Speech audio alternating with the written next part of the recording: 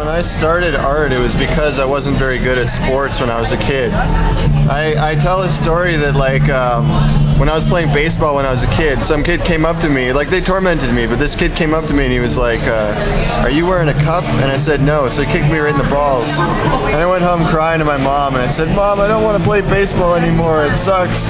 And then she was like, well, you got to do something. So I lived in a small town and there wasn't much else to do for kids other than sports, but she knew of like a painting class and it was mostly old ladies and like little girls. So I started doing that and I started like learning how to paint that way. And then it sort of like, I found that I was good at it.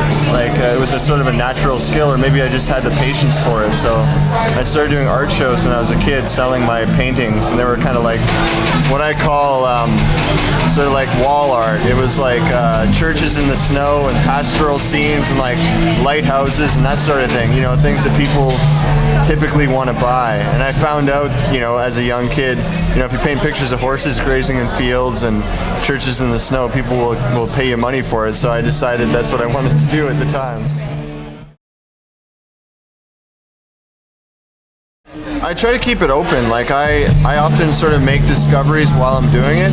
I have my own interpretations. I try to draw. Right now, I mean, like this particular art piece that I'm working on, the surreal drawings, I sort of surprise myself with the concepts. Like I start drawing based on images that pop into my head, and then later on I sort of like try to figure out what they mean, like deciphering somebody else's artwork myself. So I try to leave it pretty open, but in some cases I'm doing more kind of like personal stories about people that I've actually met. And in those cases I like to just sort of like capture the personality of that person. Not necessarily what they specifically look like or what they specifically said, but like the essence of who I perceived they were, you know? That sort of thing.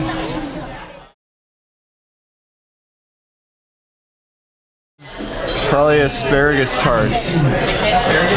Yeah, it's like this like flake pastry with asparagus and chicken. Although I'm not eating chicken right now. Like I stopped eating red meat and chicken, but those tarts are pretty damn good. You have to make them yourself because you can't get them. Yeah, they're like kind of a fancy Danish food that I used to have like around Christmas time when I was a kid. But when I moved out of the house fairly young, and then I discovered I could make whatever the hell I wanted to. So I'd eat like fancy asparagus tarts like for dinner sometimes. Yeah, and like when girls came over or whatever, I'd make some asparagus tarts. Yeah, totally. Yeah.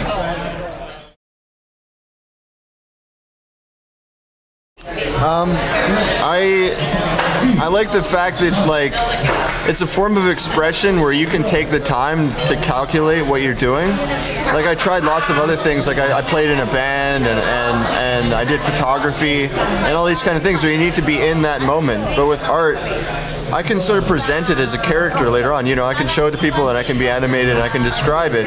But while I'm doing it, it's a very sort of like tactical kind of way of expressing yourself, where you need to plan everything out. And you can do it as fast or as slow as you like, as quickly as the ideas come to you, or you know, meticulously crafting the thing. But I just find that like that control is why I've been drawn to like visual art. Yeah.